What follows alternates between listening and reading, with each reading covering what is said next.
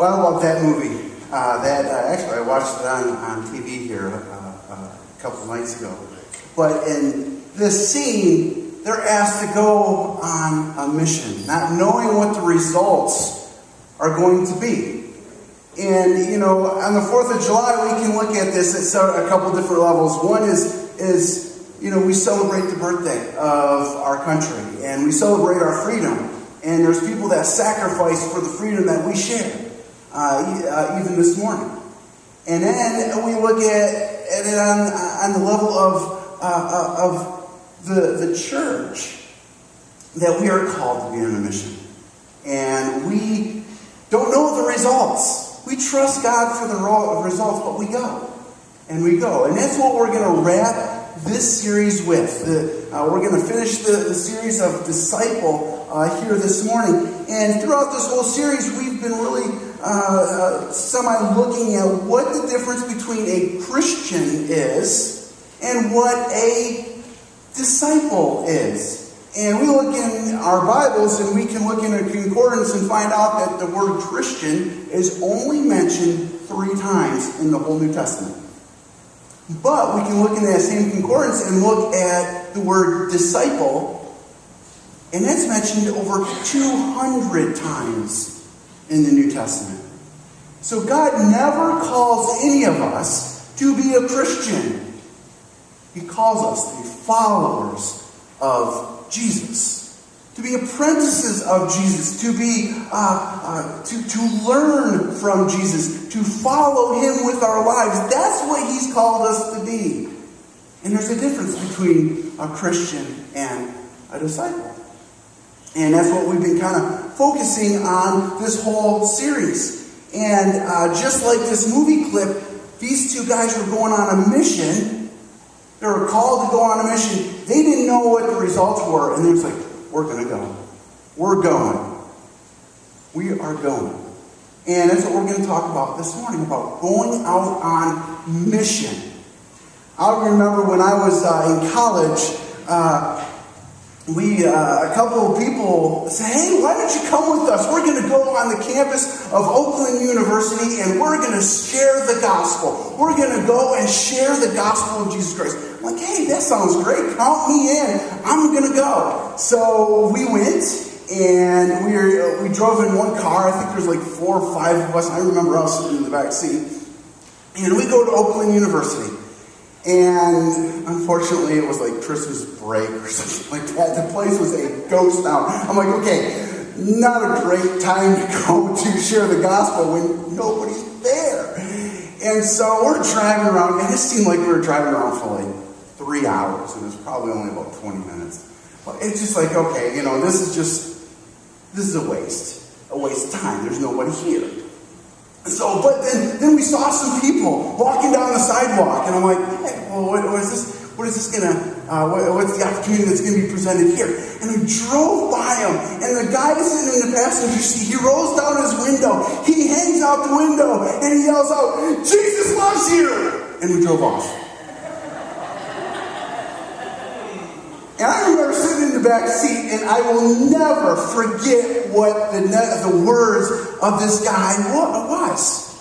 What he said next. He goes, oh, I love evangelism and reaching out. Oh, what a rush. Seriously?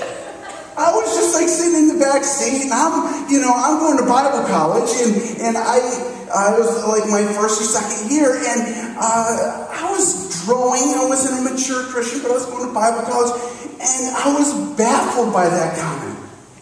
I'm like, is that what the church is? Is that evangelism? Is that reaching out? And I'm like, there's no way. That's not what evangelism is, or reaching out.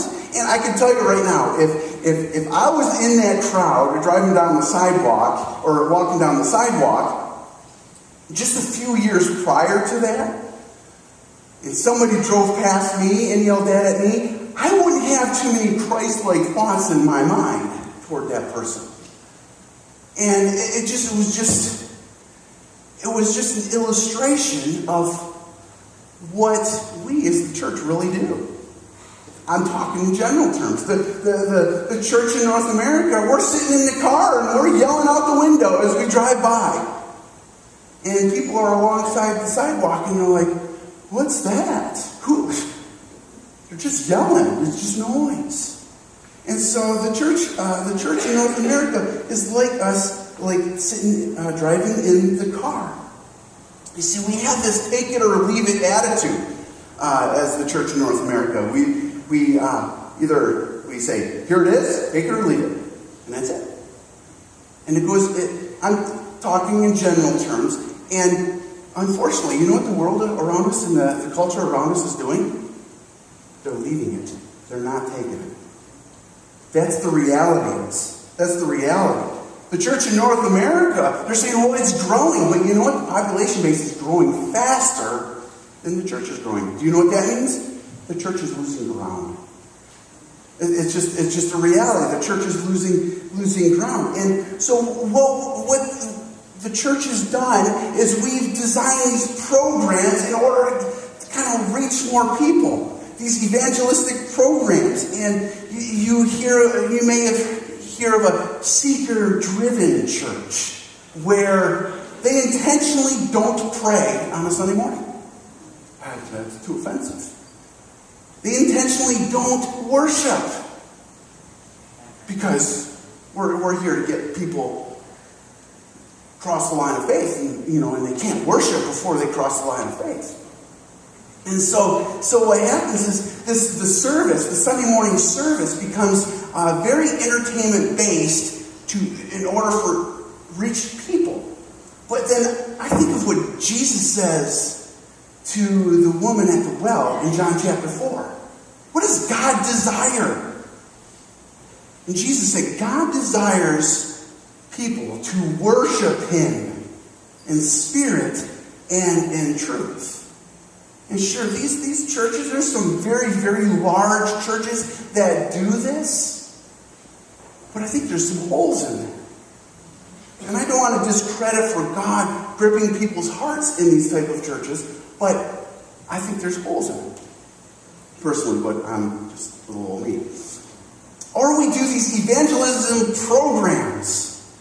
And we develop a program and say, come on, community, come to our church because we have this program. And now there are programs, yes, that meet the needs of people that are best, that we can use the facilities. I think of the Wednesday luncheon. We cook a meal and we have clothes downstairs for people. That is a good program to meet the needs of the community. There's other programs like you touch on a marriage, something with marriage, money, parenting, anything along that lines. Yeah, you can create a program, and there would be a measure of outreach. But what we've done is we've created programs based on the needs that we think the community needs, and then we expect everybody to show up. And I see it all the time in churches. And we focus more on what we need and project that onto the community. And then we wonder why our evangelism efforts or outreach efforts don't work.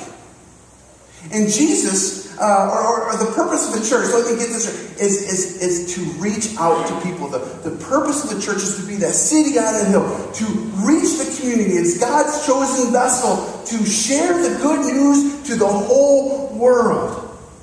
But we've completely messed it up and say, we have to be culturally relevant, and so we have to create these culturally relevant programs. We don't rely on the message that transcends culture. And we've seen that in church history over the past 2,000 years. Jesus is relevant. We don't have to make him relevant. And